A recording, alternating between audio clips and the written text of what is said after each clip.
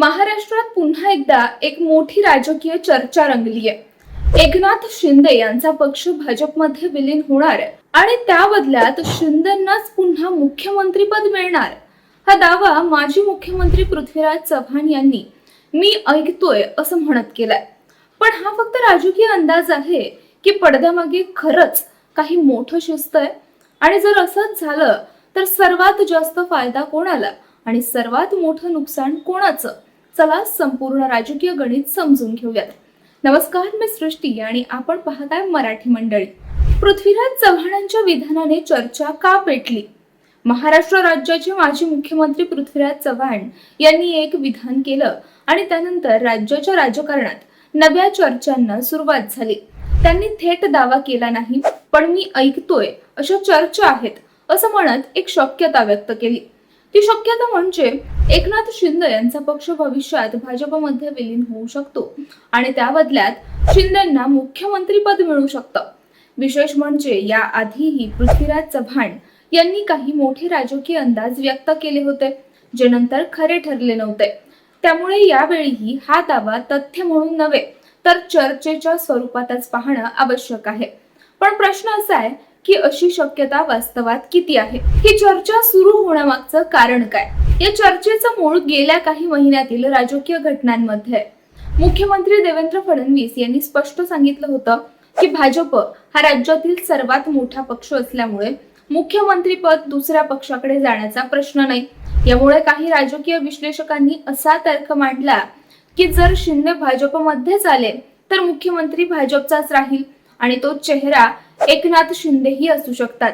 म्हणूनच विलीनीकरणाची चर्चा पुढे आली। पण भाजपला याचा फायदा काय? पहिल्या नजरेत पाहिलं तर भाजपला काही फायदे दिसू शकतात। एकनाथ शिंदे हे मराठा समाजातील प्रभावी नेतृत्व मानले जातात। शिवसेनेचा पारंपरिक मतदारसंघ संघटन आणि मराठा समाजातील प्रभाव भाजपला थेट मिळू शकतो। राज्यातील सत्ता अधिक स्थिर होईल असाही काहींचा युक्तिवाद आहे। मात्र राजकारणात फक्त फायदेच पाहिले जात नाहीत, मोठे तोटेही मोजावे लागतात। पहिलं मोठं कारण भाजपचं राज्यातील नेतृत्व। गेल्या अनेक वर्षात महाराष्ट्र भाजपमध्ये देवेंद्र फडणवीस यांचं मजबूत नेतृत्व तयार झालंय।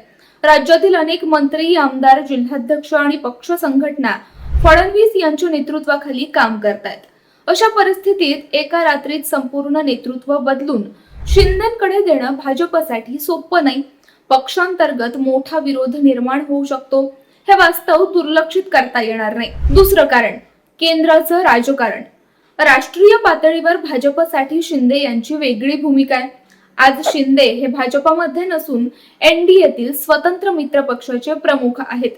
यामुळे केंद्र सरकारला लोकसभा आणि राष्ट्रीय राजकारणात एक मजबूत सहयोगी मिळतो। जर हा पक्ष भाजपमध्येच विलीन झाला तर भाजपला एक मित्र पक्ष गमवावा लागू शकतो।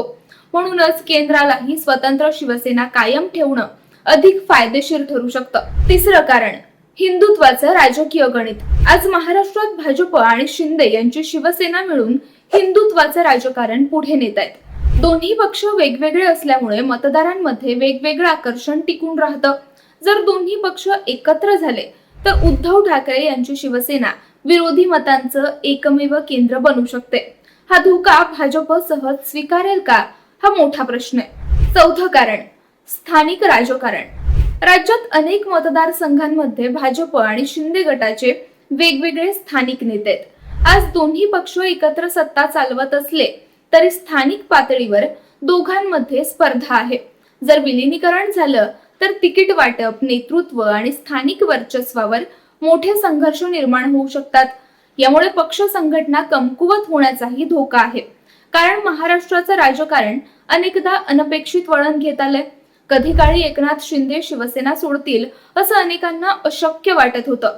अजित पवार भाजप सोबत जातील हेही अनेकांना अशक्य वाटत होतं।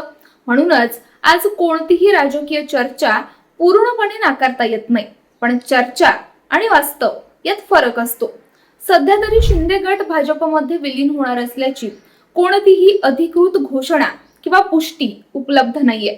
आजच्या घडीला उपलब्ध माहितीच्या आधारावर पाहिलं तर राजकीय दृष्ट्या ही चर्चा रंगतदार असली तरी प्रत्यक्षात अशी खेळी होण्याची शक्यता अनेक अडथळ्यांमुळे मर्यादित वाटते.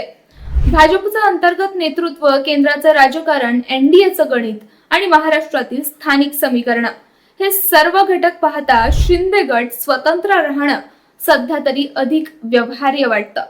मात्र महाराष्ट्राच्या राजकारणात अंतिम निर्णय नेहमी राजकीय परिस्थिती ठरवते आणि म्हणूनच पुढील काही महिने अत्यंत महत्त्वाचे ठरणार आहेत. तुमच्या मते काय होऊ शकतं?